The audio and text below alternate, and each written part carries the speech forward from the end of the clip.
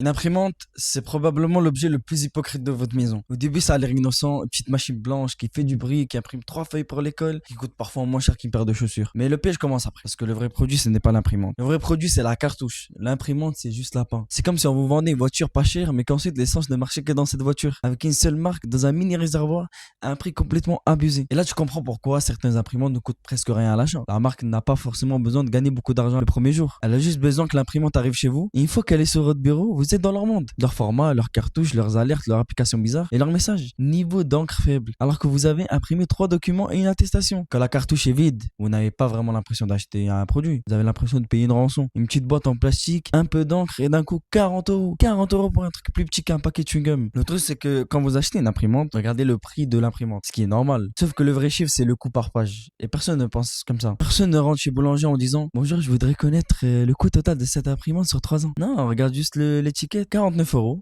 Ça imprime, ça scanne, ça a le wifi, c'est bon, on prend. Puis 6 mois plus tard, la machine vous regarde avec son petit écran minuscule et vous dit quoi? Cartouche, si en vide, alors que vous voulez imprimer en noir et blanc. Mais levé du sang, pourquoi? On ne sait pas. Peut-être qu'elle est artiste. Je sais pas. C'est là que le business devient génial. Pas moralement génial. Génial comme un piège bien construit. C'est le même délire que les rasoirs et les lames. Le rasoir t'amène dans le système, les lames te font revenir payer. L'imprimante n'est pas le business, c'est l'encre. Donc la prochaine fois que vous voyez une imprimante à 49 euros, ne demandez pas seulement elle coûte combien. Demandez plutôt elle va me coûter combien après. Parce qu'au final, l'arnaque géniale des imprimantes, c'est ça. On ne vous vend pas une machine, on vous vend une habitude. Imprimer, racheter, recommencer. Je m'appelle Refait et maintenant vous savez pourquoi votre imprimante vous déteste.